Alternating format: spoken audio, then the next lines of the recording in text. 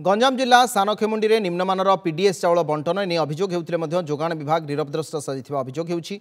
पूर्वरु खलिंगी पंचायत रे निम्नमानर चाउल बंटन करा जायथिबारु असंतोष देखा दैथिला। सेहिपरि चुडंगपुर पंचायत रे 30 केजी चाउल रे प्राय 500 ग्राम धान गोड़ी बाहरिथिबा अभियोग होइतिला। वर्तमान एरेंड्रा पंचायत रे निम्नमानर चाउल जोगाई दिया जाउथिबा अभियोग होइछि।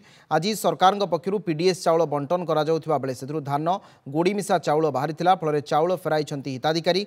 गत किछि मास एभली चाउल एने प्रतिवाद और अभियोग कले कौनसी कार्यकारी हेउनाही बोली अभियोग करिसेंती। एने ब्लॉक जोगान अधिकारी प्रतिक्रिया मिल पारि नाही।